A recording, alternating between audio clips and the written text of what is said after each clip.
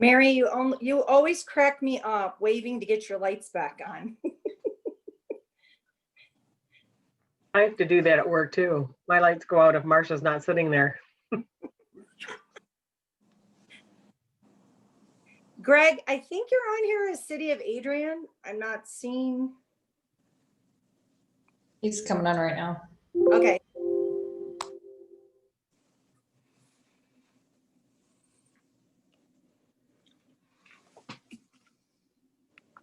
There he is.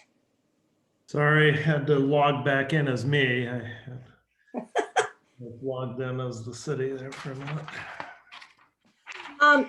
Greg, if it's being that it's 5:30, would you please give the Zoom speech before we begin?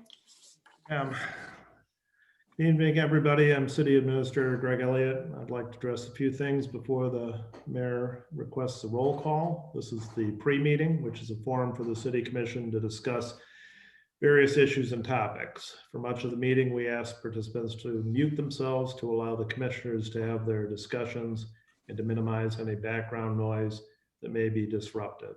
An opportunity for public comment will be provided at the end of the meeting, and participants will be invited at that time to unmute and address the commission if they wish. We've talked in the past about Zoom bombing. This is where a virtual meeting is interrupted by people who fill the screen with objectionable content. This occurs during our meeting tonight. We will disconnect the meeting and restart after a few minutes. Attendees can connect via the same link. We will also turn over the video of the meeting to law enforcement for investigation. We hope to conduct our meeting free of this sort of interruption, but will temporarily shut the meeting down if this happens. Thank you all for participating, and Mayor, we'll turn the meeting over to you for the roll call. Yes. Welcome to the pre-meeting of the Adrian City Commission on January 19th, 2021. At this time, I will ask for a roll call, please, Robin. Mayor Heath. Present. Commissioner Halt. Present. Commissioner Roberts. Is she there? She's there and she's not muted, but we can't hear her. She said she was trying.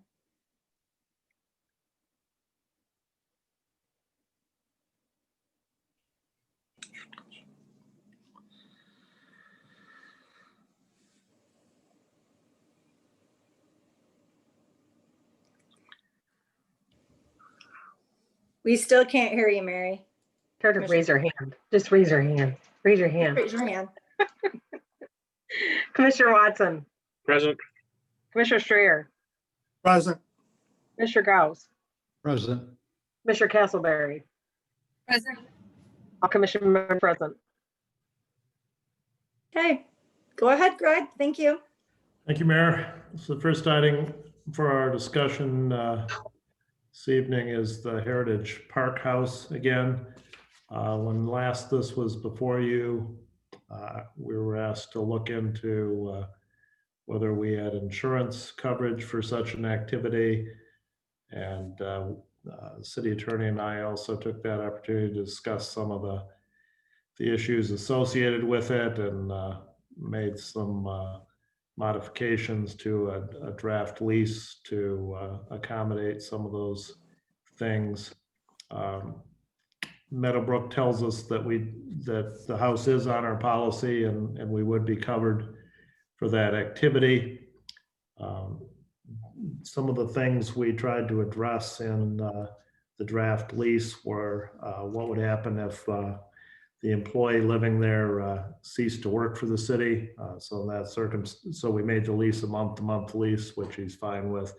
So that way, if he were to stop working for the city at the end of the month or at the end of 30 days, he would then have to move out. We defined the yard associated with the house so that he doesn't have reason to be in the park and after hours unless he's there for work purposes. He would be a parks employee, so that is a possibility. And we added hold harmless language to the lease as well to further protect the city's interests in that regard. The lease is on your regular meeting agenda tonight for approval, but I wanted to have this opportunity for discussion to see if there were any other questions or concerns.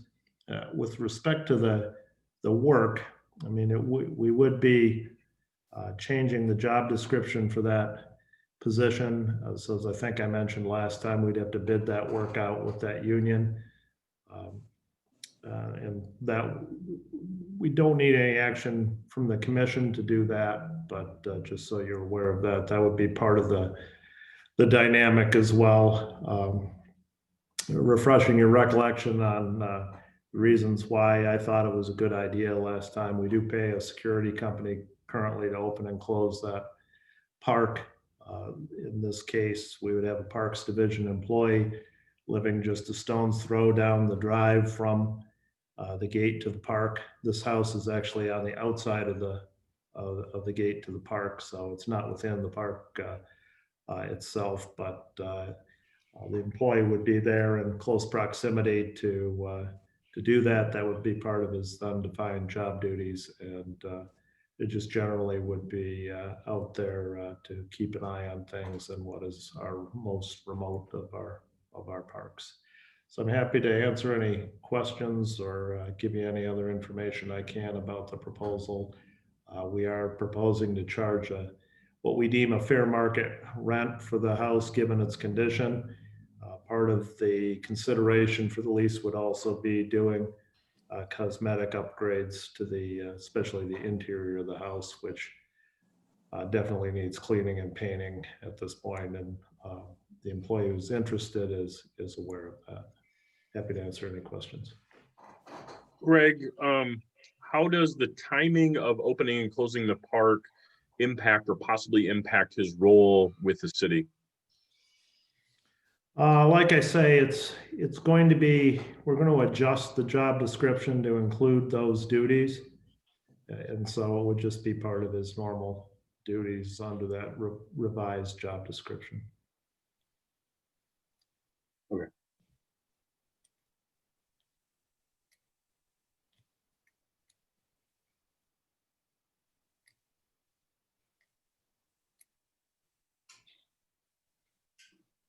I don't have a question. I'm just testing to see if you can hear me now. Yeah. We can hear you now. No, no. Thank you. If there aren't any other questions. The city clerk just got kicked out. She wanted you to know she'll be right back. Okay. If there aren't any other questions on that, like I say, we do have the form of lease on there. Doesn't have a name on it because we still have to bid the work, but we have the form of lease on for approval later on your regular meeting agenda. So moving on, item 2 is further discussion of urban chickens. You see that you have for introduction the version of the backyard chicken sent on to the Planning Commission. Planning Commission deliberated on it, made quite a number of modifications to the draft, voted on it. As you probably saw, their vote was a tie vote, and so it comes to you without recommendation. But what we wanted to discuss at the pre-meeting were options for, I would say, more public participation in the process or in the decision-making related to this. The mayor and I talked at our agenda setting meeting about discussing whether or not there were ways to put it to a vote of the people, for example, or other ways where the people could have a direct vote on the issue. So there's a couple of things that we have discovered in that regard. Some of you probably know that Tecumseh had a vote on a similar ordinance a few years back, was in fact voted down.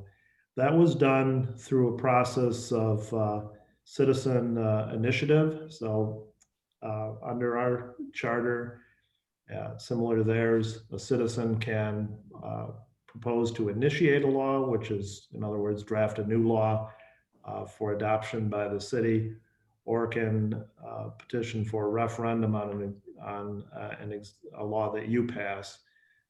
In other words, an up or down vote on whether or not that should remain in the code. And in that case, in Tecumseh, it was by initiative. And so I think they're similar to here.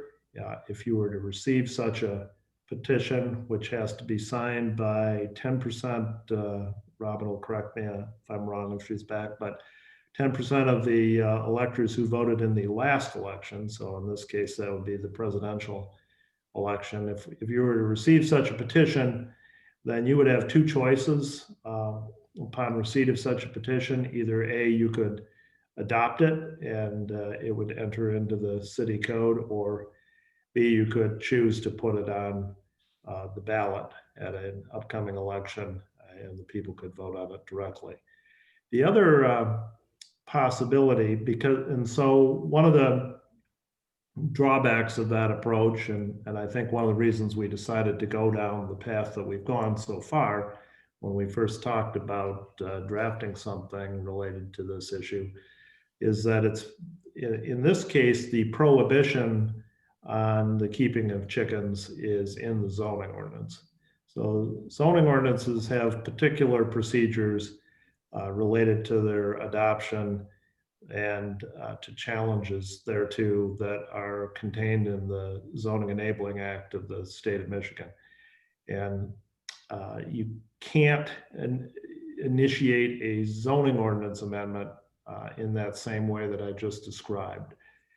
Those are done by petitioning, and they go through the process that this ordinance draft has gone through. And so essentially, though a citizen could petition to adopt this language, the process would be exactly the same as the one we've already gone through. What does remain, if you were to approve this ordinance, is a right of referendum that's provided for by the Zoning Enabling Act on an ordinance that you would adopt. So if you were to adopt this text amendment that you have before you for introduction tonight, if you were to finally adopt it at second reading, from the time that, once it's published, a citizen can bring in a notice of intent to circulate a referendum petition. And if they do that, that stays the effectiveness of the ordinance. It doesn't go into effect.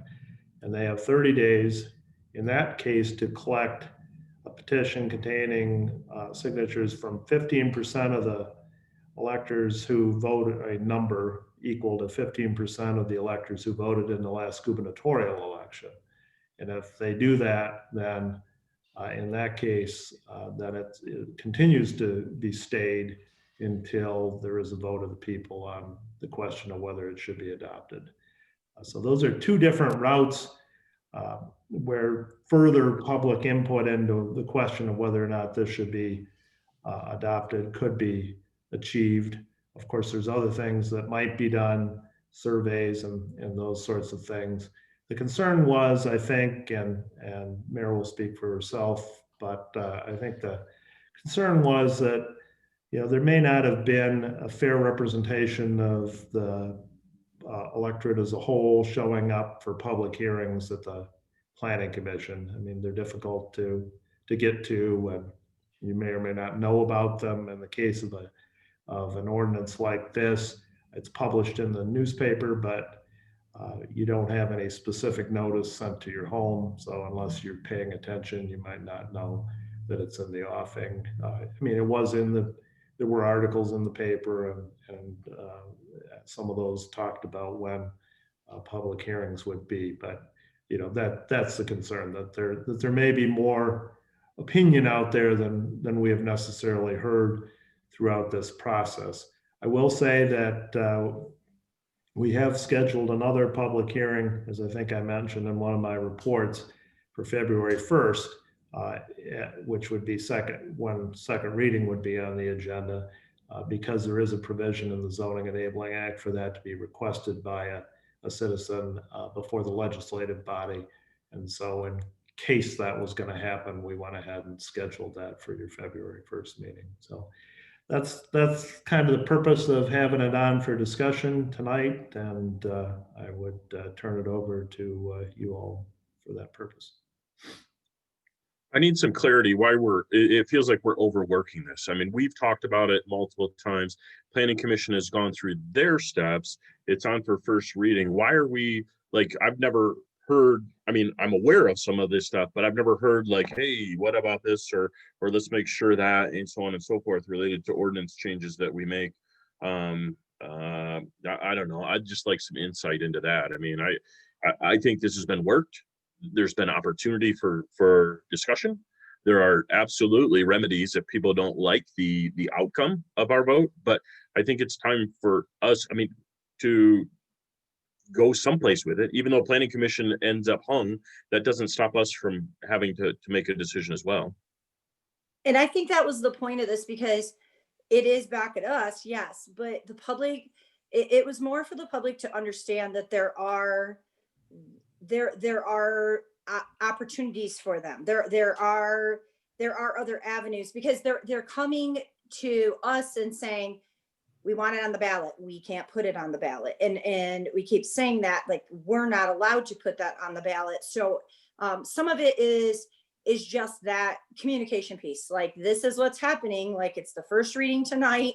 It's going to be the second reading in 2 weeks. And this is where it's at, but these are the different avenues pending that outcome. But we are moving forward. It's not stopping our progress. It's a first reading tonight.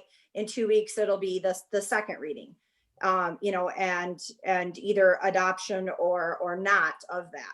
But I think there was a lot of outpouring of public, even more so after the Planning Commission meeting, because of, there were people that watched it or maybe watched it later, that were saying, why can't the public vote? Because, they were even in a 50-50, it was a tie, which they didn't even have a clear pass or fail, obviously on them, when it died there with that. It still comes to us, but I think there was just concern, and it was just more to have that discussion. This is what's happening, but this is where we're at, and this is exactly the process that happens. But my understanding is they've written a good ordinance. It's got good, it's thoughtful, it's considerate, and whether or not the adoption or the recommendation for adoption, that's very similar to where our position is whether or not it's good for our community. The information's out for voters to go otherwise, but I just think that as it's just something that we need to act on. We've kicked it. People have worked on it hours. Let's act on it. The avenues in our law, in our city, are there. I don't know what else to say. And I think there was some confusion. A lot of people thought we were voting tonight. I had to explain that to several members of the community that reached out. And I said, this is a first reading only. And so that there was some clarification on that as well. I mean, we're not stalling it, we're just following the process now, but just to make everybody clear what that process is. But that process has been in place for everything. Why are we bringing this up about chickens? I mean, I've received minimal correspondence about chickens. I think it's people that have never attended a meeting before, probably, honestly, to be honest with you, or haven't been passionate about something either for or against. I just think it's bringing out a lot of the public that has maybe not participated very heavily in the past, quite honestly, because it's people I've not had reach out to me before.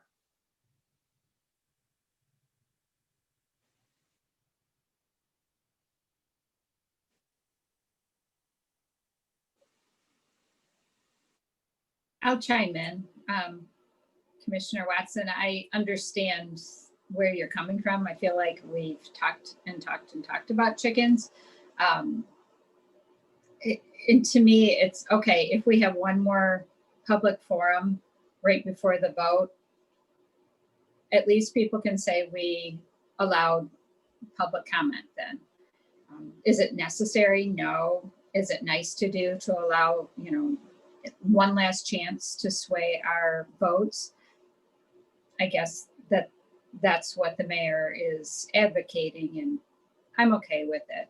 Is it something we normally do? No, it's not. We've got, Commissioner Roberts, we got 2 weeks of between now and our vote on this matter. Plenty of time for emails and phone calls. We've got opportunity already as after the second reading for public comment. I mean, I don't like how it feels that this is being handled, regardless of what the material or the subject is. And just to clarify, I didn't ask for like a public hearing. I was just trying to get it out there what the process is. Like tonight is your first reading and then we vote on it. Greg, can you explain what you were talking about with the Zone Enabling Act on that public hearing can you explain that further? Yeah, at any point during the process, a citizen can request an additional public hearing before the legislative body, which is you. And so recognizing that there's been a lot of interest in this and wanting to keep it on schedule, we went ahead and scheduled that public hearing. We do that often with planning commission matters as well, even though a public hearing isn't necessarily required, we schedule it because it can always be requested. And then if you get a request, there's a certain timing required for the public hearing. And so you want to already have it scheduled and noticed, or else you'll delay the process.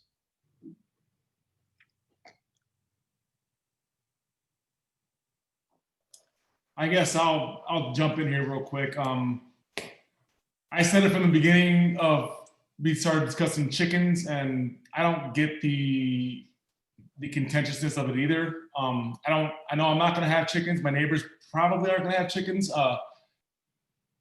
But I will say this: in 2 weeks, the public needs to come to me and give me a definitive reasons on why they feel it's not good for the city. Because issues I don't really have a lot of passion for, I need some substance and some data, and it can't be just I think this will happen if we allow chickens because chickens are in other communities. I need some public input personally for this, because I'm really in 5 years, this vote is one of the most votes that are somewhat semi-contentious on both sides that I could care less about, to be honest. So I need some public to tell me like what they really feel, because I think if it goes to the vote of the people, I think it fails. But then we have meetings. I was on a planning commission meeting and we had an overwhelming amount of people that supported it. So I need for myself, speaking of one of the 7 of the legislative body, I need some clarity for myself, because I could care less about chickens. I think the ordinance is good. It's a tight ordinance. It's very restrictive to what we allow, but are we getting a clear voice on the whole city as a whole? So that's where I'm at with it. Again, if you don't want chickens in the city, I'll go on the record to say, shoot me an email and let me know it, because I've only got emails in support of it so far, and a few that are against it. So that's where I'm at with it.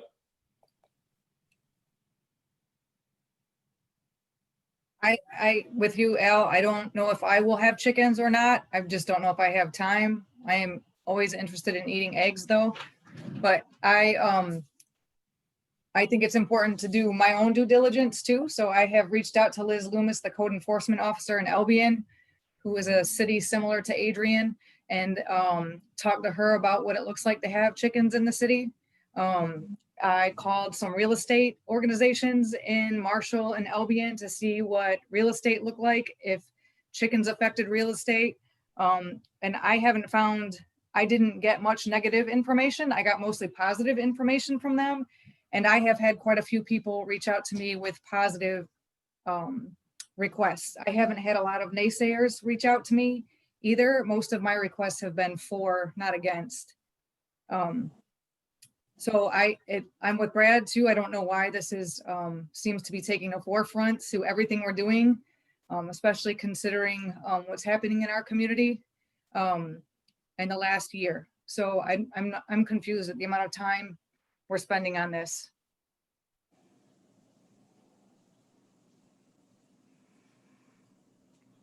I'd just like to say that I don't know exactly why this is such a contentious issue either, but the majority of the people who have reached out to me are people who have never reached out to me about anything else before. So I find that interesting.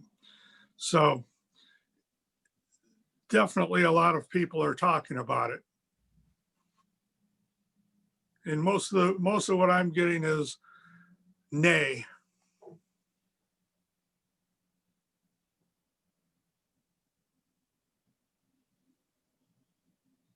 I think the time length that we've had to talk about this is good.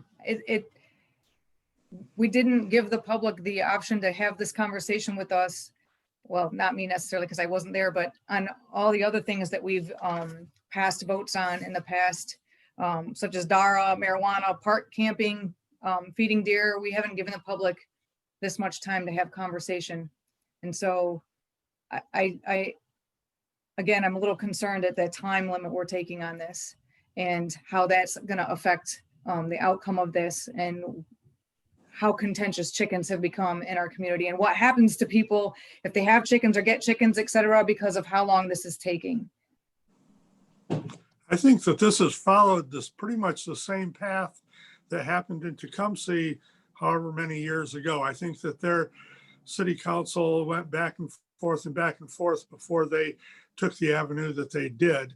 And again, I have no idea why chickens are so contentious. And with me, literally, I have never flip-flopped this much on an issue like this in my 5 years. And it's like, 1 week I'm, because I generally feel that if it went to the voters, that it would fail. I generally believe that. That's just my opinion. But if it's R7 decision, somebody's got to give me some clear, solid positions on why and try to lobby me because I really don't care. And so I need some help, based on, because again, I pride myself on being very decisive in my decision-making process, but this is a issue that I'm really struggling with because I really don't care about it as a whole, so.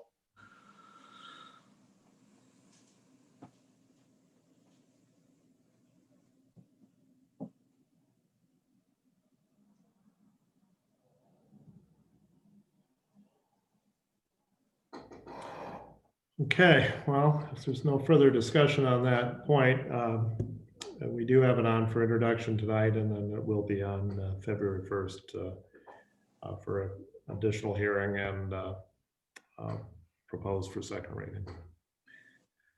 So our next item is discussion of the motor vehicle pool.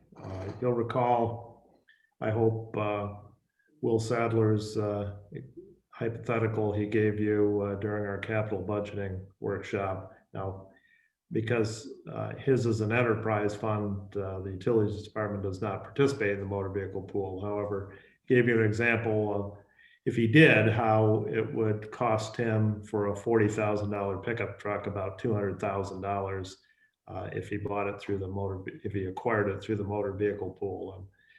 And you know, and I was aware of this last year when I was community development director and doing my budget, and I needed a pickup truck, but it wasn't within my purview to budget for a pickup truck, again, because of the motor vehicle pool. And what the motor vehicle pool has done, it's been around since about 2009, I believe, is essentially build departments, you know, for vehicles that may or may not be utilized by those departments. We do not actually pool vehicles at the city like you would in a traditional motor vehicle pool where you go check out a car and use it, and your department would be charged for it based on the time you use it, and those costs would be generally shared.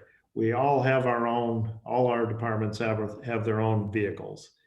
But what does happen is that in essence, they pool their funds together to buy what may or may not be, you know, an amount equal to their own vehicle needs.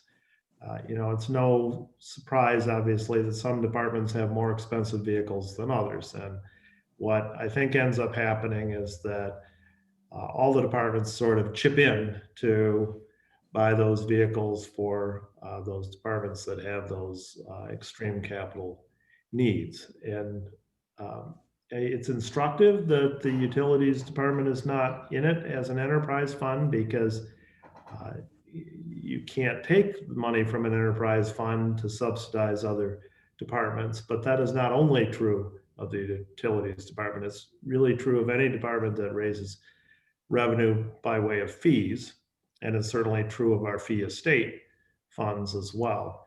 And I've been concerned about it both because of that, and also because it doesn't really allow the departments to budget for their own capital needs. It disconnects them from that and takes them out of that process. And so Nathan and I and Matt, and to some degree Chief Maskill as well, have talked about whether or not it wouldn't make sense to do away with the motor vehicle pool as we're preparing your budget for the 2021-2022 fiscal year coming up. And we're just starting that process now. So before we get too deep into that, I wanted to put that issue in front of you and make sure you're okay with that approach before we go down that path. Nathan is here. Nathan Owen is here tonight as well.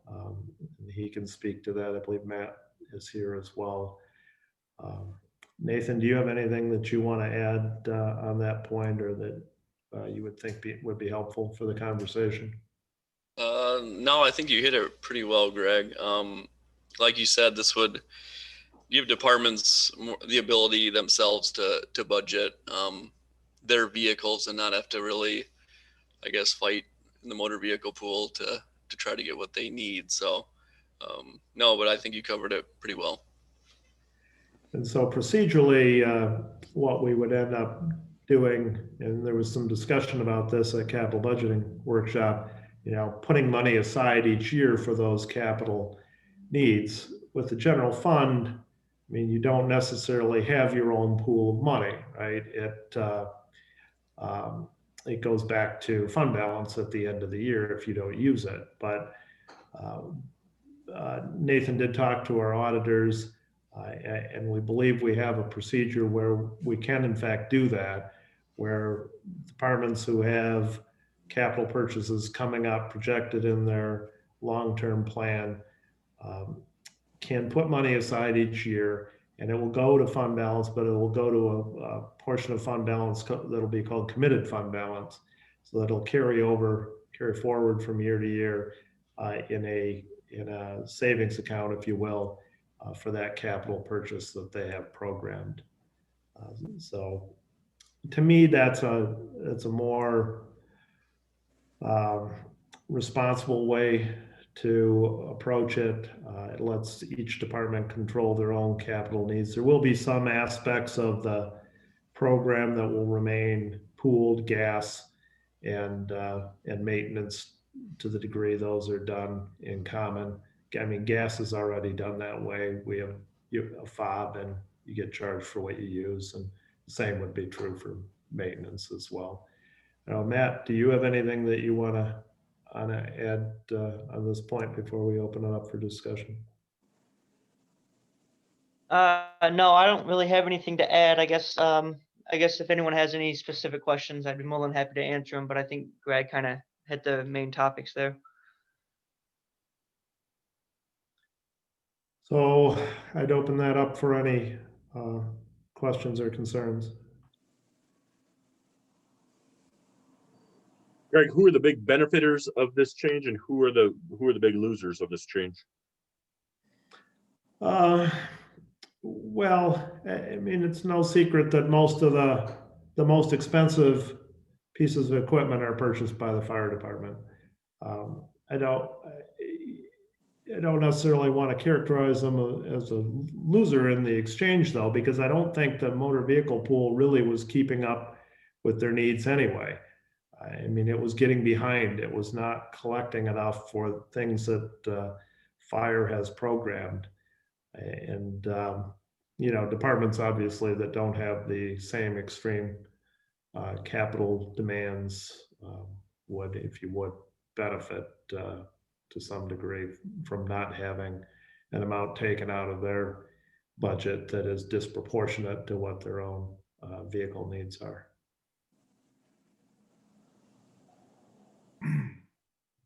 I remember the discussion, the capital budget meeting, and Will brought up his dissatisfaction with that, even though he's not in that fund.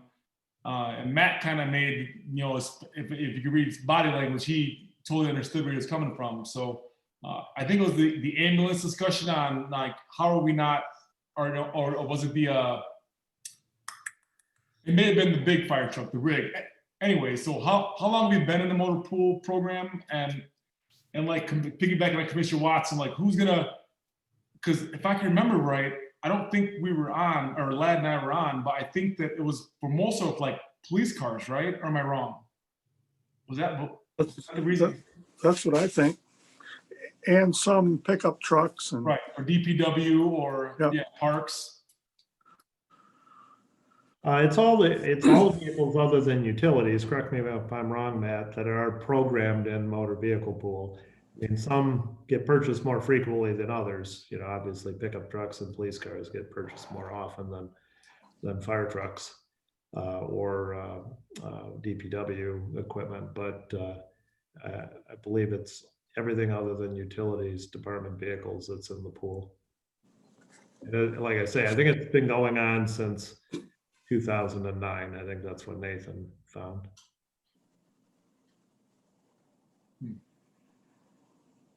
Your former finance director, Jeff Pardee, brought it to the city. It was an idea out of Oakland County, but most times when you have a vehicle pool, it's because you pool vehicles and you share them. It's always struck me as a bit unusual here because that's not what we do. But Nathan Owen has determined there's a way for us to, quote unquote, create departmental savings accounts. So DPW can charge themselves, say $30,000 a year, knowing that will accumulate and they won't lose it to general fund balance. Is that accurate? Yes. Correct. Nathan, do you agree? Yes, I agree.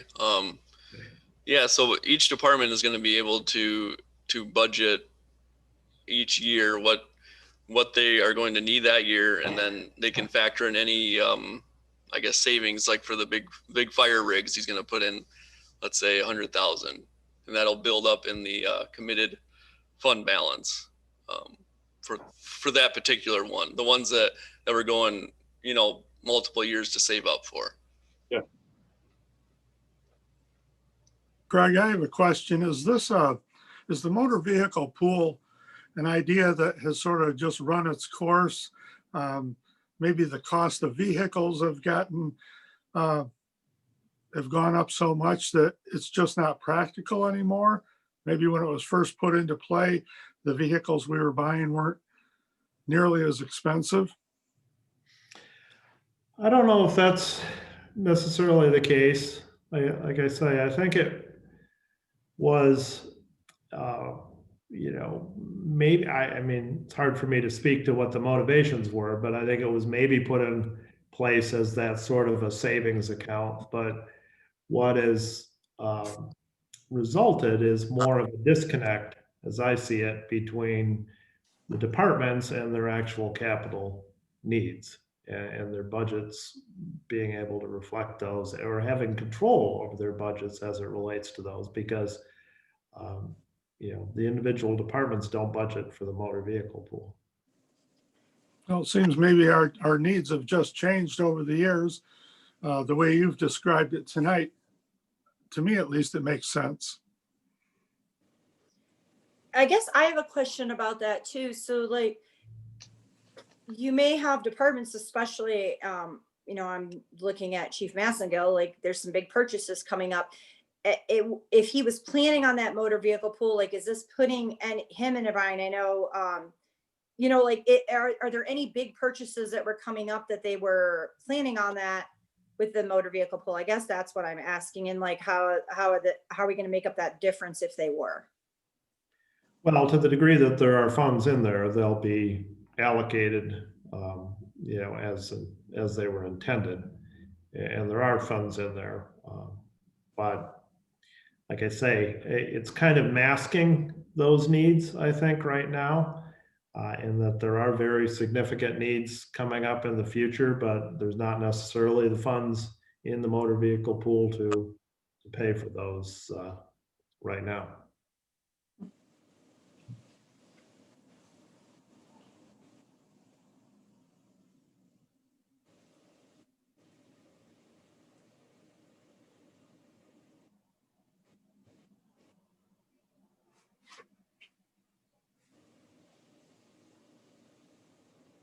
Chief Massengill, do you have anything you want to add to this? Oh, yeah, I can if you'd like me to. I know there were some questions during the budget meeting. If anybody had, I watched the video of that when you got to the motor vehicle pool. I know there was quite a few questions about different things with the fire department, and we do have quite a few expenses. The engines themselves are budgeted every 20 years. And then the ladder truck 25 years for replacement. And a lot of that is just due to the wear and tear and also the frames on them after about 20 years begin to rust, mostly from the road salt. And they don't pass DOT inspections, usually around, a couple of years after that 20-year mark. So we don't like to get them end up with unsafe vehicles on the road. So that's where that 20 to 25 year number comes from. So, and I do have it laid out what it would cost for the next 25 years to fund that. And I think when I looked at the motor vehicle pool as it currently stands, I think part of the issue was, from what I saw, and Matt can correct me if I'm wrong, but an engine today is over $600,000. But 20 years ago, we could buy that same engine for about $250,000 to $300,000. So when money was put away in the motor vehicle pool, it was put in as if the engine would cost the same amount of money. Basically, that money was depreciated, and it wasn't added for the extra cost for what it's going to cost 20 years from then. So I think that may have been a portion of what kind of knocked it out of balance. And like we talked about it, right now, nothing against Matt, but he's got a ton of things to worry about. And he doesn't have time to learn about, a fire apparatus. Yet I tell him, hey, this is what I think we need. Then he has to make that decision without really a true understanding of fire apparatus. So it kind of takes, if we don't do this anymore, then it takes that burden off of him to try and budget for a lot of departments that he may not understand exactly what the equipment is. So it kind of puts it back. And it's tough for me because I can't really like look at the fire department budget and say, this is how much it costs to run the fire department every year, because there's the motor vehicle fund is totally separate. So then I have to go into the motor vehicle fund and try and dig out our portion. So it's difficult to do that. So I don't know if that helps or not. Kind of give you where I'm coming from on the fire department side. And if anybody has any questions.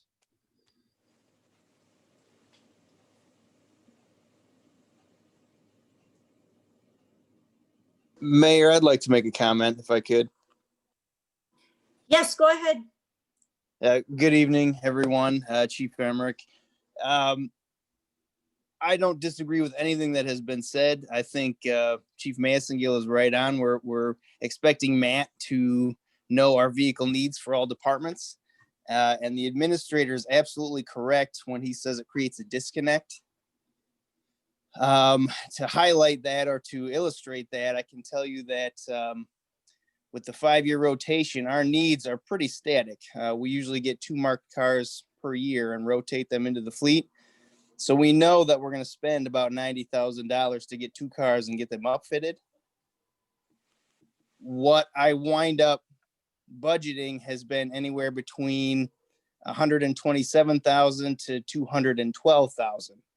So I'm getting the same thing every year, but there's that much fluctuation in what I'm contributing to the motor vehicle pool. So, you know, not to say that anything strange is happening. It's just that I don't know where that's going or why we pay what we do from year to year.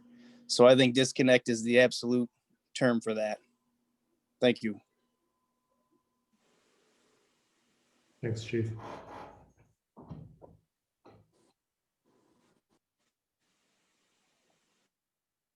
So if there aren't any other questions or concerns, that is the approach we're going to take in preparing next fiscal year's budget.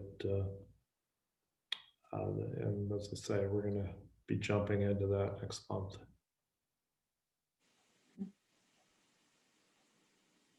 Okay. Moving on. Our next topic is city holidays. So I was motivated to put that on tonight's agenda, given that we were open yesterday, but the city commission meeting was moved on account of the holiday. So that's one thing, but we also have an additional holiday that we negotiated with our most recently contracted with union, APEA, which is Good Friday. So we have, I don't know if, Michelle, do you have the chart that you can put up? Yep, give me just a second here. Okay. Yeah, this will show you both some nearby communities and which holidays they recognize, and then also the holidays that we're required to provide based on our various union contracts.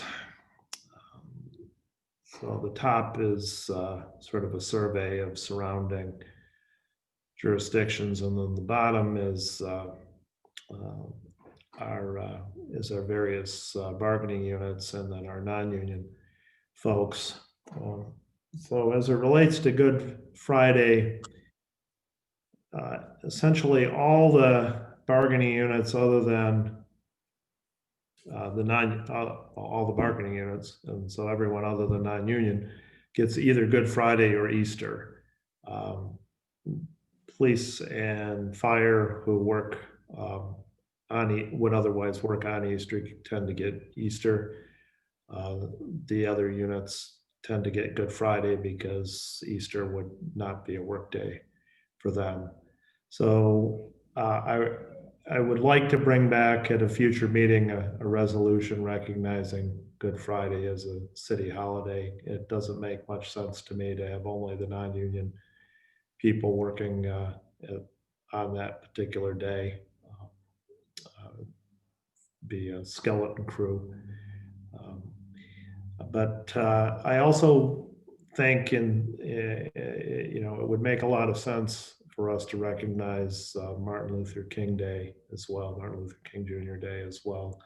I think most communities do nowadays. I think a lot of people have things that they would like to do, events that they would like to go to on that day. I believe that's why the city commission meeting typically is moved, because the college has a dinner that evening that people like to attend. And so I think, as I say, in this day and age, it makes sense to recognize that important holiday as a city holiday as well. So that, Greg, it says on here that the county did not have MLK Day, but I thought they did, because I thought when our discussion today that you and I had, that you tried to call the county yesterday and they were closed. well, Robin did, and I wonder if it's changed. That is what shows on their website, but I wonder if Okay. they've recognized that day and not updated the website yet, because Robin did find that they were closed yesterday. The offices are closed to the public, but the county employees are working. Oh, okay. Okay, there's our answer. There you go.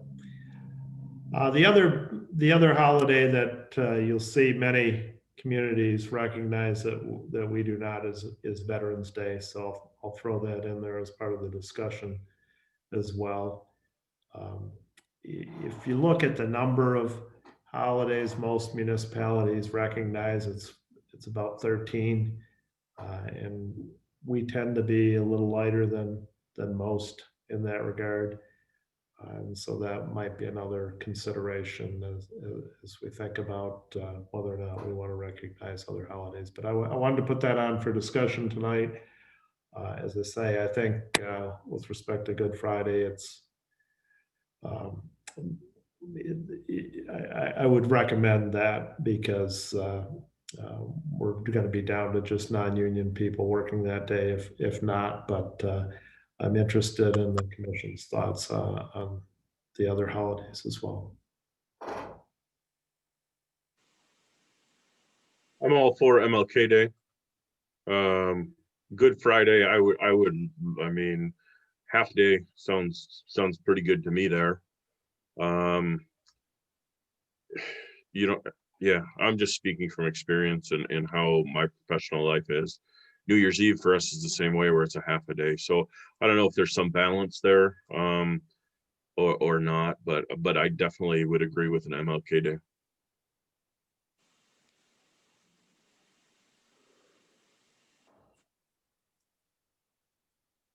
Greg, can you tell us again how many non-union employees there are approximately? No, but Heather can.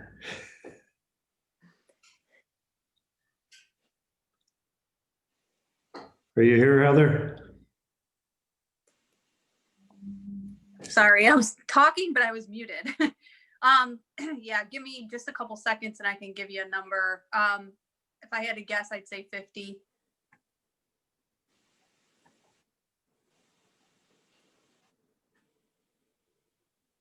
I'll jump in. I'm looking at the chart, and this is very helpful to see what other communities are doing, and you even got a private bank up there. So I would definitely be okay with MLK Day. I think a good sense of balance would be maybe half day on Good Friday, half day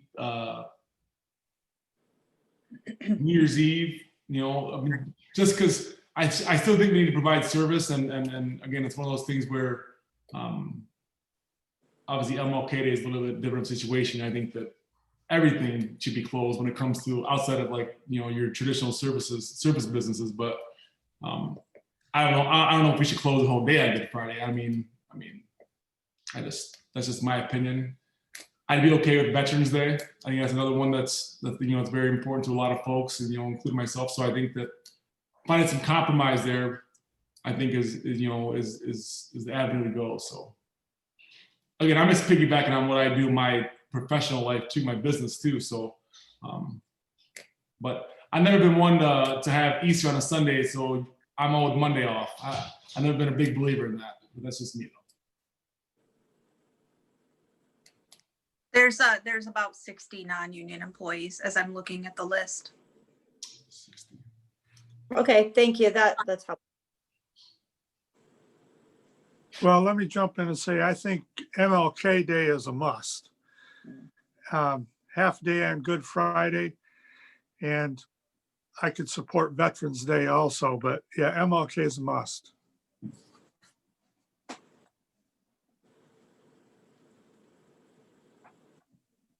Yeah, I was actually very surprised when Greg talked to me about this previously and brought up that MLK Day we were open. I was actually very surprised by that. And I really feel that we need to be closed on MLK Day. And was actually very, very surprised by that and didn't even realize we were open on it last year. So I definitely agree with that. You know, from this chart was extremely helpful. And from looking at it, I really feel Veterans Day as well. And it's not just because we got to do what everybody else does, but that is a very important day, honoring our veterans. Typically, non-COVID years, there is like a veterans parade. There's a veterans, you know, whole program that goes on that day. This year it was very different because of COVID, but I think that would be another day. But I also agree, you know, maybe it's because I'm a person that always ends up having to work on some of these other days, but I feel like half day, Good Friday. You know, I even like the idea of a half day on New Year's Eve. I feel like a lot of people, you know, banks, everybody, a lot of people want to go and they want to do their banking right before the new year, you know, so it's the same way with paying a water bill or whatever it might be. And I think that would be a great idea to have that be a half day in addition to Good Friday. So we are closed on New Year's Eve right now. Right. All day. So is the idea that we would go to half a day only on New Year's Eve, or that we would retain that? I've heard quite a few bring it up that they thought maybe. I think we should have, I think we should have Good Friday off. I also think we should have Veterans Day off and MLK Day off.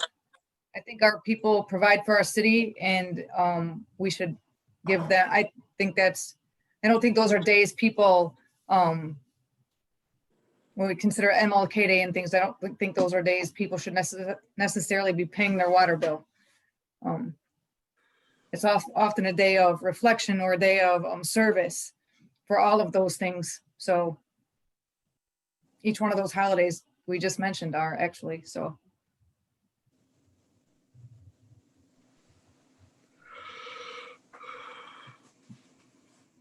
I'll stay. I agree with Lad. You know, I'm okay. Obviously, MLK Day and Veterans Day, but Good Friday. I mean, a half day I think is fair. But again, it's like, you know, I'm not gonna fuss about it. I mean.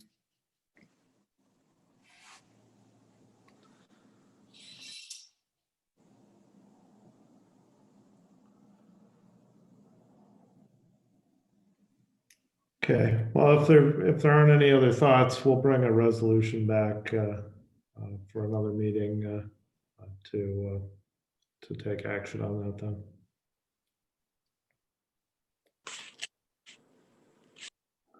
Okay, before we get into other items, I have a couple other items that staff has asked to discuss. Robin would like to talk to you for a minute about nominating petitions. I just wanted to let everyone know that nominating petitions are available to pick up at City Hall. They are due back at City Hall on Tuesday, April 20th by 4 p.m. Okay, Any questions? Robin, on those, is it just for elected officials, the commission and mayor, or is there a mayor application and a commissioner application? Or are they separate? The petitions are separate. There's one for mayor and there's one for commission. Thank you. Okay, thank you, Robin. And then Matt wanted to talk to you for a minute about Miles Drive. Thanks, Greg. So Miles Drive was brought up a couple meetings ago regarding the condition of it and how we were gonna address it. I did bring up that we do have some preventative maintenance money in our budget that the city could help pay for a portion of it. But we really wanted to see the businesses out there that utilize Miles Drive also pay a portion of it. We spoke to every business out there.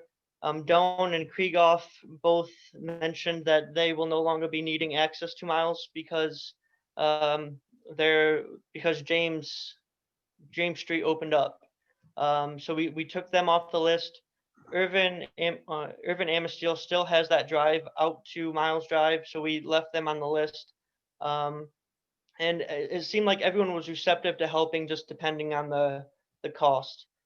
We put this little matrix together here based on volume, rating it 1 to 5, and then whether they were in the city limits or not. So pretty much whether they pay taxes to the city.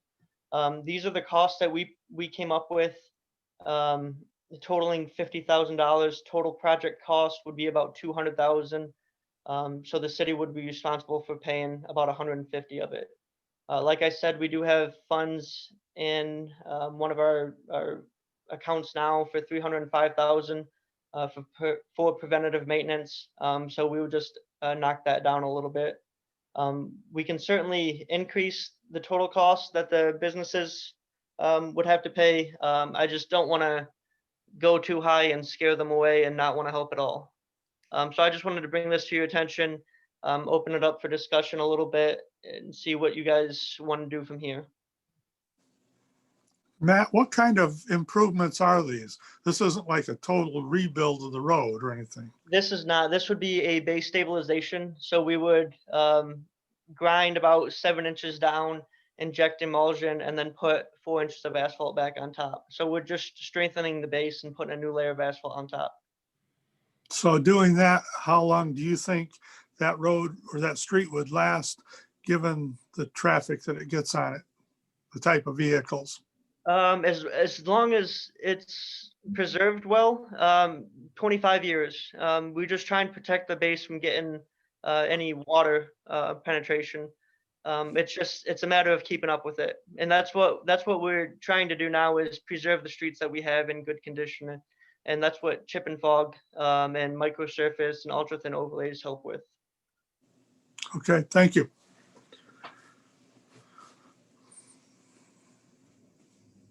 It seems like a lot of money for non-city residents to be benefiting from our coffers.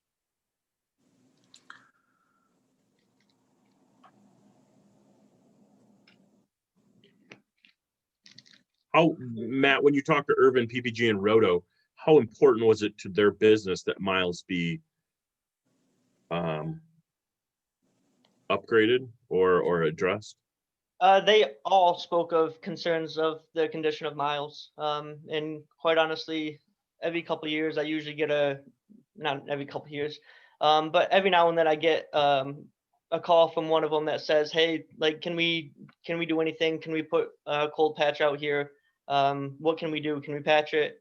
So they've been calling. It's just now it's gotten so much worse with the heavy loaded traffic on it.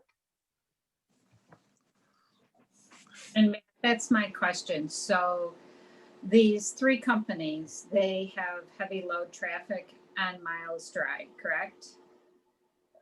Heavier than normal, yes. Oh, and let me back up. When I say heavy, I mean weight wise, not as in volume of how many cars go by it. So Right. Okay. So this is the deterioration of Miles Drive caused mainly by the amount of people from Sterling Estates using this area, or is it caused mainly by the companies using it with their big trucks? It's hard to tell. So when we took traffic counts out on Miles Drive, I think it was 2 years ago. And 92% of the traffic on Miles Drive was from Sterling Estates. Oh. That right there is huge. It takes a huge toll on the road. Within the last, I mean, well, Rotoplastics, PPG, their truck traffic, I mean, they don't have trucks every minute coming in and out. They have a couple trucks a day probably. So I would honestly say the volume of traffic hurts more than the load of the traffic because they're not running trucks every single minute. Miles Drive, I mean, there's cars running through Sterling Estates every second, it seems like. Hey, Matt, refresh my memory.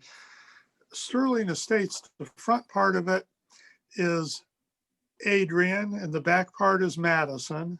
Correct. Is that correct? Yep. And then the businesses that we're referring to, Rotoplastics and Irvin, those are within the city of Adrian, aren't they? Yes. Irvin is not, but Irvin is not. Roto Okay. are. Yeah. Okay, Irvin is not, but okay. Rotoplastics is though. Correct. Okay.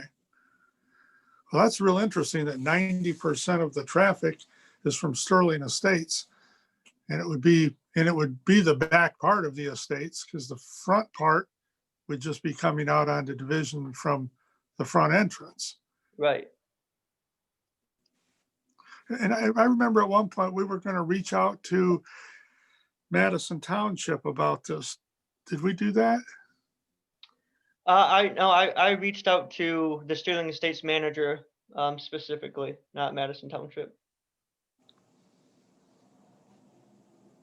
Because it all stems back from the meeting a couple years ago where the gentleman was there and said he was going to call the news reporters on us because the road wasn't in great condition. So, and we told them to go to their township trustee meeting and tell them because, you know, they have access to Division on the front. So in your memo, it says, you know, let me see if I can find my spots. This project has not been included in our 5-year plan due to the majority of the fact that the vehicle traffic that utilize Miles Drive are not city residents located in the city of Adrian. I mean, I don't know. It's a lot of money. A lot of money. And obviously citizens from that Sterling Estates are using it more because they're coming and going on, you know, daily as to where if you're getting trucks, I mean, how many times are you getting a truck to come down Miles Drive to these factories, you know? So is PPG in the city? PPG is in the city, yes. So who currently is complaining? Who has complained to you over the last year?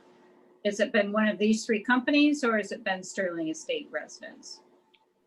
So Sterling Estates, I've got complaints from Doan. I got complaints from PPG, and I think Irvin when they first put their road in. But the majority of complaints are coming from Sterling residents, or are they coming from the businesses? Sterling Estates. Okay. And I know at one point when we first heard this, when the gentleman came to complain, we discussed blocking off this road. Is that still an option? Or blocking off the entrance to Sterling Estates? It is on my side. I don't know regarding fire code. That would be a question for Chief Messenger. I don't know if they need a separate exit. But on our side, it absolutely is. Okay. So that's where we were at the last time. So whatever, 2 year, year and a half ago. But even if we do block off the entrance to Sterling Estates, that still leaves two businesses that are within the city of Adrian that have concerns about the road condition to their business. Correct? Correct. Sure. And I'm all for supporting them and looking out for our businesses. But you know, let's rewind here a little bit. There's a hotel over on the corner of Industrial Drive in 223 that when asked the Madison Township for, I believe, was a sewer tap. They came with some pretty obnoxious numbers on that, and it impacted our business. And I think that this is another good, or an example of where, you know, they didn't play nice the first time. I'm not sure I'm really motivated to play nice with their residents this time. So, I mean, I think Madison Township or Sterling Estates or somebody else needs to contribute at a number greater than $28,000. I mean, if I'm going to invest, I'm more than happy to invest for PPG, Rotoplastics, you know, Irvin and Doan and those guys. They kind of got a raw deal with Blissfield Railroad just dropping concrete in their driveways, but that's been remedied. But you know, with the comment Matt just made, that this is residential traffic that is 92% of the cars or thereabouts going back and forth, and that's causing the wear and tear. To me, that says that Madison should invest in that, and maybe they can give us some of our tap fees or some of the tap fees back that they took from the hotel. I don't know, just an idea. And to go along with what Brad just said, I guess I even question, how did they ever how are they able to build back there with not having access that wasn't coming through an Adrian, City of Adrian Road? Because the only way to get to that section of Sterling Estates that's in Madison Township is a City of Adrian Road, correct, Matt? No matter what? Yeah, yep. I think you can get there through their internal streets. Right. As well. But that's still City of Adrian. Oh, yeah. Yes. I mean, I guess I feel like they should be paying in. They have something that they are profiting off of in Madison Township, and literally they are not paying for any access in there. Like either way in, they're both City of Adrian roads. Is Chief Massengill still on the call? Yes, I am. Yeah. What do you think about this? So I'm almost positive it is against fire code to block that off for emergencies. The only, for say, option you would have is basically a gate that could be accessed in emergencies. That may be able to be without doing all the research, and a lawyer, I'm definitely not. But I've seen and heard where that's happened before in other states where they've had subdivisions and they've had roads, but then they've had them locked with gates, but having emergency access. So, I mean, what the cost is of that? And I mean, I would assume less than a road, but I don't know for sure. So it seems like Madison Township should participate, and then this isn't even a discussion, because if we were to end that road, it's not our problem to solve. So if I remember correctly, and it was a while ago, I remember when they built that section, I believe that was a construction entrance that ended up getting paved. So I don't know if it was officially supposed to be a driveway, or if it just ended up being a driveway. They used it for construction, and I don't know how all that went down, but that was initially a construction driveway.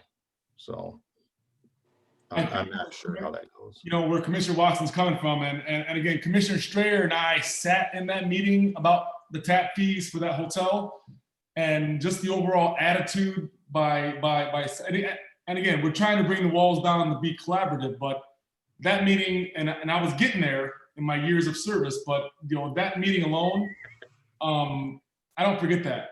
And the way that they were trying, I mean, it was we're the big bad wolf per se. So, and I'm not even pegging Sterling Estates. If I was Sterling Estates, I would be going to the township hall myself and tell them to kick in, because they are a taxpaying entity.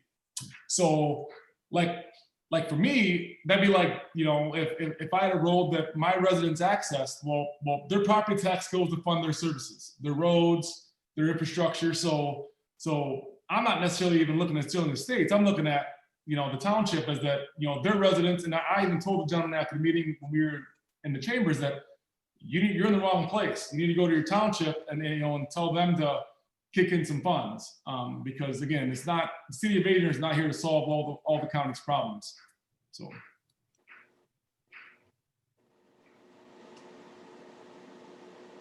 Yeah, definitely Madison Township needs to be approached about this. So can I ask what you guys would be comfortable paying for? None of it? 50,000 of it? I don't know, about 8%. 8%, got it. I can make that happen. I mean, that's an exaggeration, but because I do want to be supportive of our city, and I don't want to take anything out of Sterling Estates, but in the same right, like this is a problem that was created by the development of that, but that needs to be supported by Madison Township. And if the number, and Matt, I keep saying the 92, if that's an actual number, and the wear and tear, I mean, a concrete truck is going to be more than a passenger vehicle. I get it. Okay, so 80%, some material number that's going to make a difference. Okay.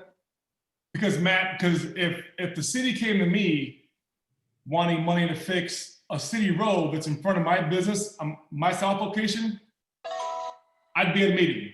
I'd be like, okay, so you want me to pay for the road that I pay taxes for? So you're not coming to Morning Fresh Bakery. I'm going to go to the city of Adrian. I don't understand why Sterling Estates, they're not going to pay that. They're not going to. I would bet any of my money that Sterling Estates is not going to kick in $30,000 for that. There's no way. Hey, maybe I'm wrong. Maybe they're nice. Maybe they're rich. I don't know. But I personally would not. So well, when I talked to them, they seemed well open to it. We told them roughly this figure, and they seemed okay with it. My idea was that they would just take that 28 grand and divide it by all the houses back there, and then it's paid for. That way it directly affects the people back there, not everyone in Madison Township. So, but I will reach out to Madison Township and see if they are willing to kick in. And if not, then I guess the next step is to put a gate up. That might motivate them. it also might fill their township trustee hall too, which is what needs to happen, I think. Yeah. And Matt, I know Irvin's not in the city of Adrian, but I know, is this related to just the concern that if they were to lose their access that they currently have, that they do, because they have access at Miles Drive, so that they can be using that? My next question would be, I know the amount of the volume of trucks that come in and out of Irvin. I have been there many a times, and is that going to substantiate for that road if they end up having to use that entrance for the majority of their traffic? I guess that's my other question. Yeah, so they said they have no intentions of using Miles anymore, but they would like to keep it as a backup just in case. I mean, the other option is we can tell them to remove the drive as well, unless we want to charge them more. Quite honestly, I don't think they're going to want to pay any more for a backup driveway, but that we can give them the option. If you don't want to pay the $30,000 that we're going to ask you, or whatever we're going to ask, then we're going to have you take that driveway back out. Well, and I think that's something that I was just asking to see, because I know they're not in the city, but obviously that access is. That was, I guess, what I was asking to see is if they're, so they were willing to pay that amount just so they can have that backup. Is this something that we can come back to later? What if it happens that they lose their access because of the railroad and now they have to use Miles Drive? Is this something we can look at later that we need to come back to them just because of the sheer volume? I mean, I don't know what can be done after the fact, but maybe any things to save that road if that were to happen later. I'm not saying. But aren't we again, Mayor, back to the point that they're a Madison Township property and should be cared for by their township? True. I just meant like, you're right, but you're correct about that. I find it so odd. We have all these properties that the only access isn't through Madison Township, it's through Adrian, because that's their current access now into Irvin. It's just, it's interesting to me that we have different properties that are not in the city of Adrian, but the only access in is through the city of Adrian streets.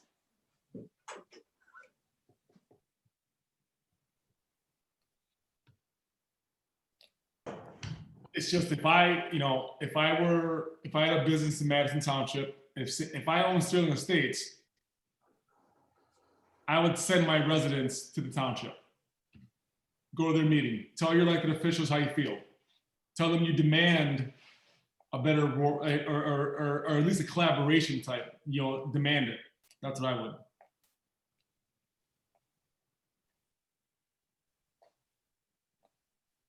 Roads aren't cheap. No, they are not. All right, well, thank you for the feedback. I will hopefully have something for you soon again. Thanks, Matt. Thanks, Matt. Matt. Mayor, that was all I had for the pre-meeting agenda. If you have any other items. Do any commissioners have any other items? Hearing none, I will move on to public comment. At this time, you may do public comment, but please make sure that you state your name and address. Ken Tokars, 110 Locust. Can you hear me? Yes, we can. Okay. Just a couple things. If you're looking at employee holidays, I think it's kind of irregular that the city closes City Hall on the Wednesday before Thanksgiving, or I think that should be negotiated. So if you're looking at those days, I think you should also include that on the list, and whether it's even legal to do that. The other thing, and this kind of falls in line with the conversation about Madison Township. If you think you guys have it difficult, think about the bus drivers who go through those complexes, and you got a kid on this street goes to Madison, a kid on this street goes to Adrian Public School. So you guys aren't the only ones who have difficulties with the mobile home complexes. The other idea that I wanted to bring up to you for a possible pre-meeting agenda item would be the possibility of licensing the City of Adrian name within 25 miles of the city. Now, you have recently a business just opened in Madison Township, and they use the City of Adrian name, where I think if you license that name and sold that name, copyrighted it, whatever, similar to what the Detroit Lions do, Major League Baseball, or the NCAA, I think you guys should be capitalizing off of it. So as an example, another issue is you have Siena Heights University, you got Adrian College. They do not pay taxes. People come to Adrian and they go to businesses in Madison Township or Raisin Township because they're advertising in my opinion, which is probably the minority, they're illegally using the City of Adrian name. Another thing would be like Gary Clift. He has a business in the City of Adrian, where you might have CR Motors is using the Adrian name illegally, and they're benefiting off of the City of Adrian name. So I think you could also benefit from that. The other thing I'd like you to take a look at is Siena Heights University and Adrian College do not pay taxes. And this year, because of COVID, you had many families whose students had to take their classes from home. So because the colleges and universities don't pay taxes or contribute to the general fund, I don't think it would be out of line to provide property owners with some type of a tax benefit similar to what the colleges and universities are getting, because you have students who are in homes and that's now a school entity. Thank you.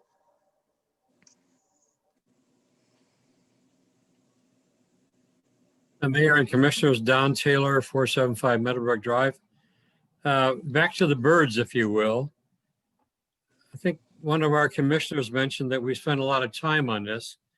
I just want to remind you that you are the ones who brought this forward and asked the Planning Commission to take a look at your ordinance. We did. We went through several iterations. We gave it due diligence. We had a public hearing, and we came back to you with a vote. So I'm sorry it took so long, but I think we did due process. Thank you.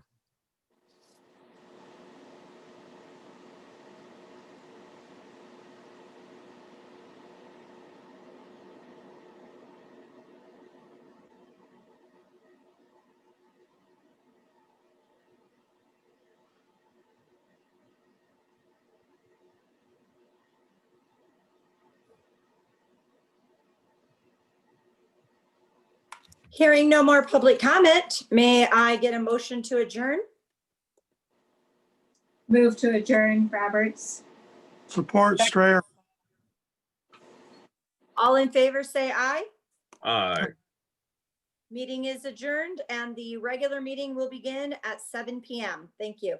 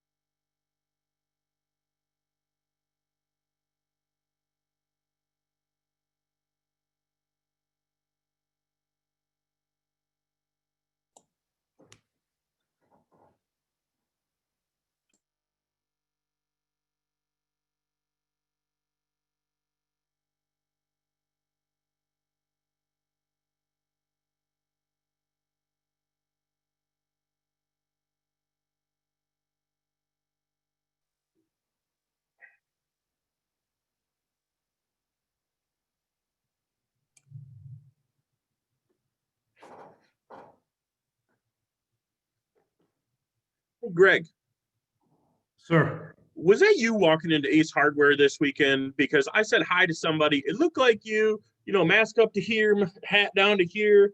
And I'm like, hey. And they were like, hey. And I was like, I wonder if that was Greg. No, wasn't me. Good. Otherwise, I would have stopped in that small talk. But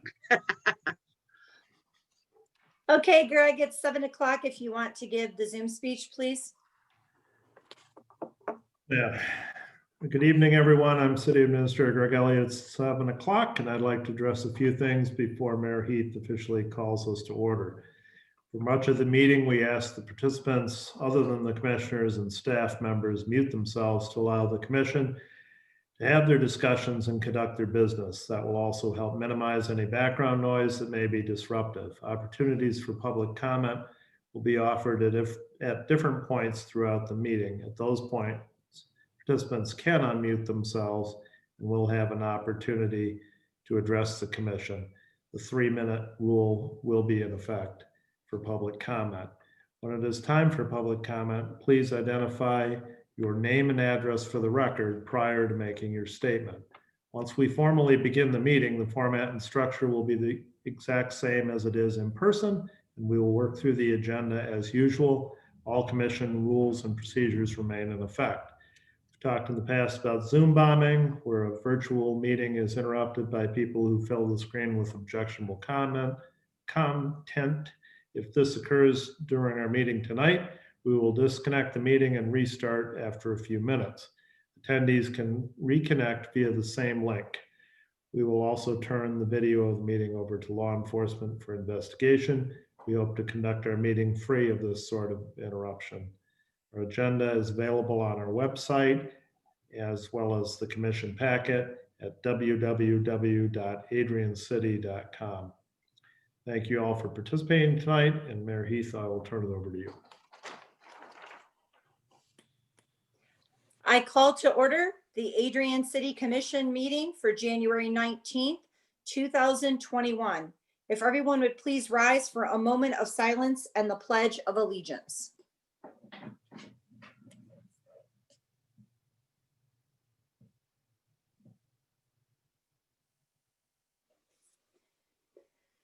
I pledge allegiance to the flag of the United States of America and to the republic for which it stands, one nation, under God, indivisible, with liberty and justice for all.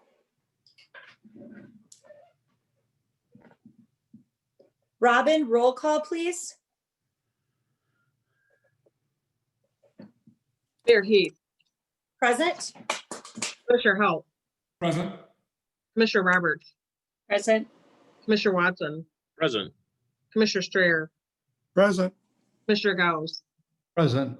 Commissioner Castleberry. All commission members present. May I get a motion to approve the minutes of the January 4th, 2021 regular meeting? Move to Move to approve the minutes. Roberts. Support Watson. I have a motion from Commissioner Roberts with a second from Commissioner Watson. Roll call, please. Commissioner Halt, Yes. Commissioner Roberts, Yes. Commissioner Watson, Yes. Commissioner Strayer, Yes. Commissioner Gauss, Yes. Commissioner Castleberry, Yes. Mayor Heath. Yes. Minutes approved by unanimous vote. At this time, I would ask for a motion to pay the vouchers as presented. Move we pay the vouchers as presented. Helt. Support Strayer. I have a motion from Commissioner Halt with a second from Commissioner Strayer. Roll call, please. Commissioner Roberts, Yes. Commissioner Watson, Yes. Commissioner Strayer, Yes. Commissioner Gauss, Yes. Commissioner Castleberry, Yes. Mayor Heath, Yes. Commissioner Halt. Yes. Vouchers approved by unanimous vote. Moving on to ordinances. All three of these ordinances are first reading only. Ordinance 21, 21-001 is the first reading and introduction of an ordinance to amend Article 4 of the Adrian zoning ordinance to add section 4.38.1, keeping of chickens. At this time, I am going to ask our city administrator to give a very brief synopsis of this ordinance.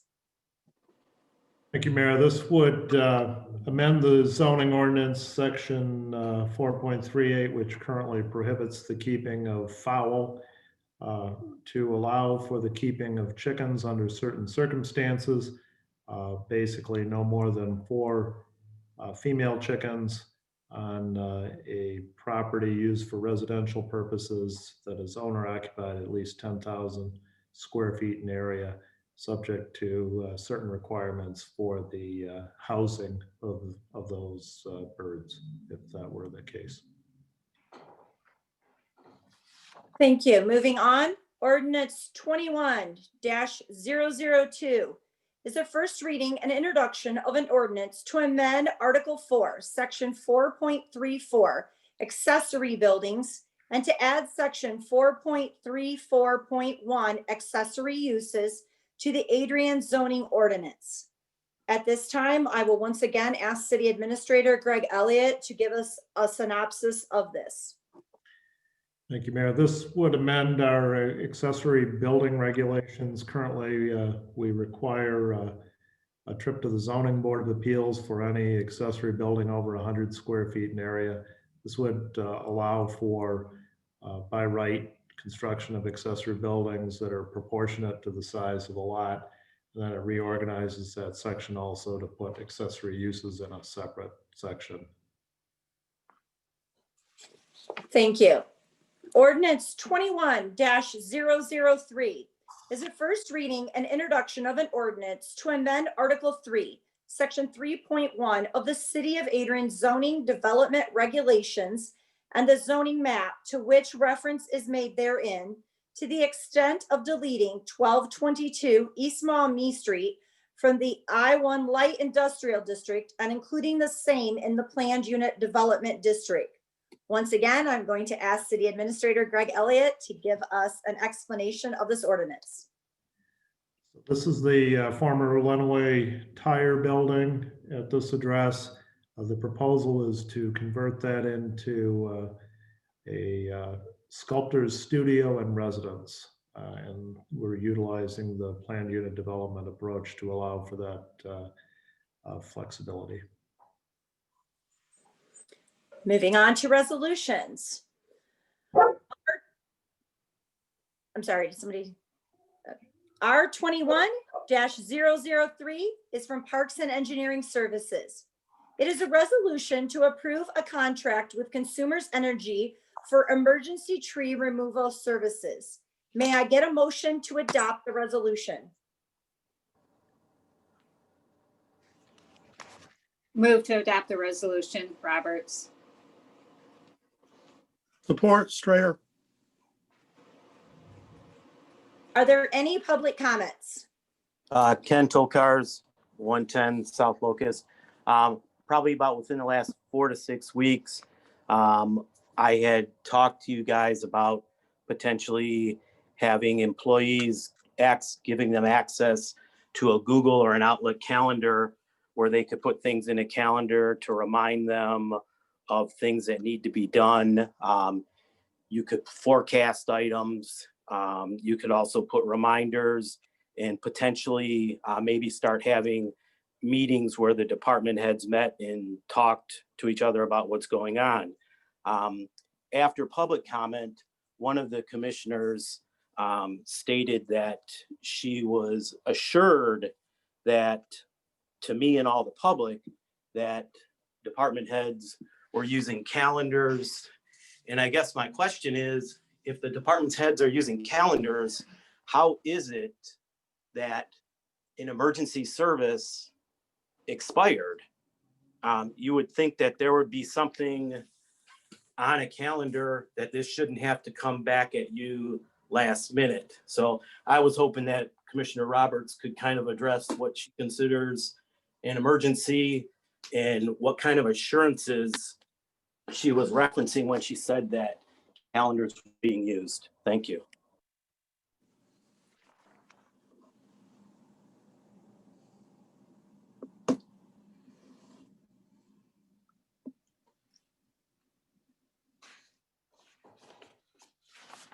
Hearing no more public comment, are there any commissioner comments?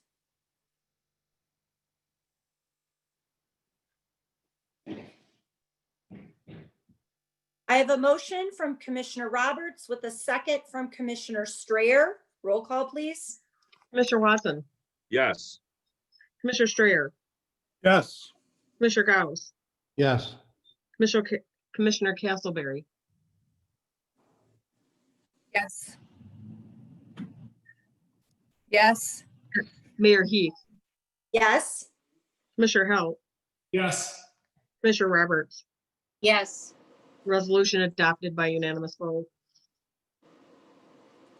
Resolution R21-004 is from administration. It is a resolution to award a bid for the Chambers Building Upgrades Project. May I get a motion to adopt the resolution? Move to adopt the resolution. Watson. Or Castleberry. Are there any public comments?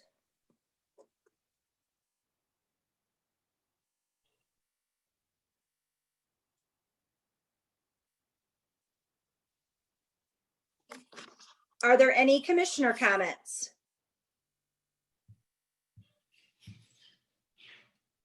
I would like to acknowledge staff and the extra efforts they put forth at our request to work through this proposal.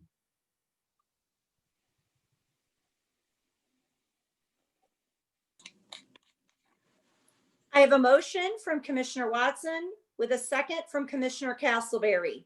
Roll call, please.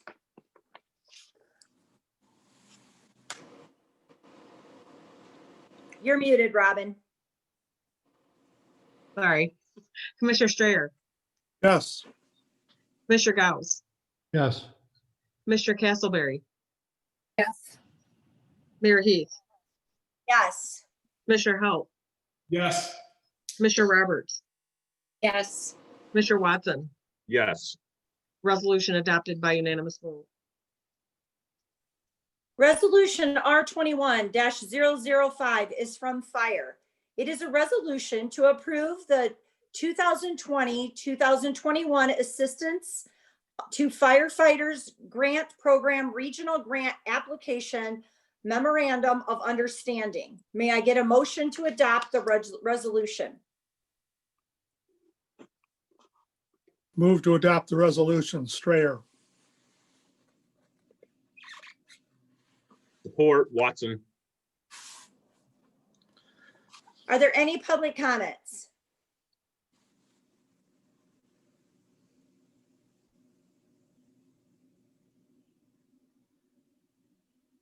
Are there any commissioner comments?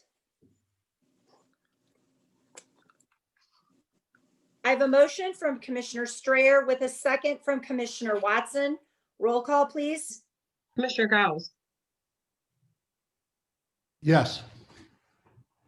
Commissioner Castleberry, Yes. Mayor Heath, Yes. Commissioner Halt, Yes. Commissioner Roberts, Yes. Commissioner Watson, Yes. Commissioner Strayer. Yes. Resolution adopted by unanimous vote. Resolution R21-006 is from Transportation.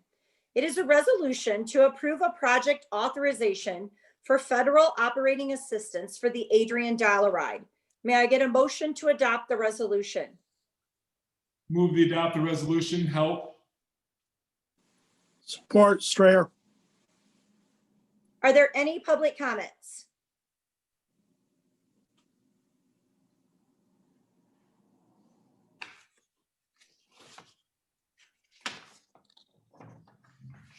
Are there any commissioner comments? I have a motion from Commissioner Halt with a second from Commissioner Strayer. Roll call, please. Commissioner Castleberry, Yes. Mayor Heath, Yes. Commissioner Halt, Yes. Commissioner Roberts, Yes. Commissioner Watson, Yes. Commissioner Strayer, Yes. Commissioner Gauss. Yes. Resolution adopted by unanimous vote. Resolution R21-007 is from Community Development. It is a resolution to extend the MEDC third-party grant administrator contract. May I get a motion to adopt the resolution?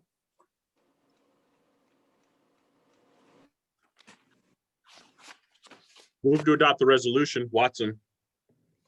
Support, help. Are there any public comments?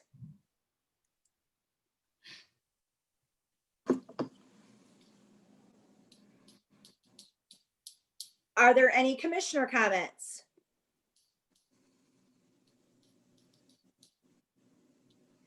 I have a motion from Commissioner Watson with a second from Commissioner Halt. Roll call, please. Mayor Heath, Yes. Commissioner Halt, Yes. Commissioner Roberts, Yes. Commissioner Watson, Yes. Commissioner Strayer, Yes. Commissioner Gauss, Yes. Commissioner Castleberry. Yes. Resolution adopted by unanimous vote. Resolution R21-008 is from administration. It is a resolution to approve a lease agreement for a city-owned house at Heritage Park. May I get a motion to adopt the resolution?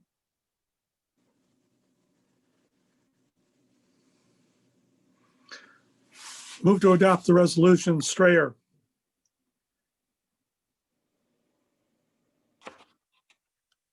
Support, Roberts. Are there any public comments?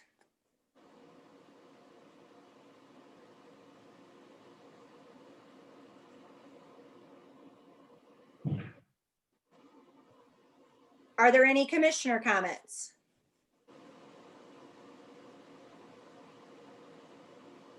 I have a motion from Commissioner Strayer with a second from Commissioner Roberts. Roll call, please. Commissioner Halt, Yes. Commissioner Roberts, Yes. Commissioner Watson, Yes. Commissioner Strayer, Yes. Commissioner Gauss, Yes. Commissioner Castleberry, Yes. Mayor Heath. Yes. Resolution adopted by unanimous vote. There are miscellaneous reports in your packet, commissioners. So just want to draw your attention to that. Are there any questions related to those reports?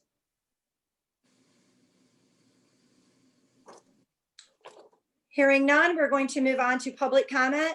It is now time for public comment. Just to reiterate, there is a 3-minute time limit. And for the record, please state your name and address. Hello, Joaquin Ramos, 422 South Winter. Can you hear me? Yes, we can. All right. I would just like to say I support renting this house to the employee. I'm glad the city is opening up to being landlords. I hope you all consider spending a portion of the money you've gotten from selling land and partner with a bank to build housing for the homeless and the impoverished. Be responsible landlords for the people who are in the most need of support, so that they're not taken advantage of by the numerous slumlords we have. Thank you for your time. That's all I have for this moment.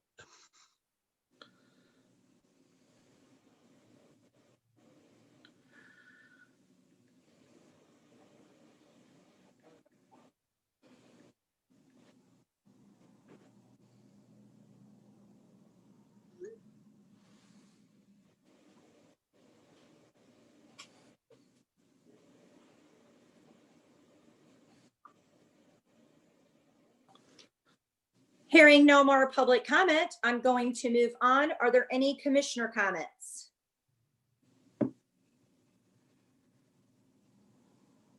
Mayor, if I might. Commissioner Watson, go ahead. Yeah, I'm struggling with some comments made by the public on the resolution around the emergency bid. I find that, it's insulting to ask us if we understand what a calendar is. And Mayor, I guess my comment is a bit focused at you. I just, I request that we try and manage those comments to be on point and on topic. And in asking us whether or not we understand how to use a calendar or a Google Calendar isn't exactly on topic. And frankly, it's a waste of our time to listen to that time and time again. So I think, and the attorney might be able to correct us in this matter, but I think it's appropriate for us to end those comments as they come out each time that they come out.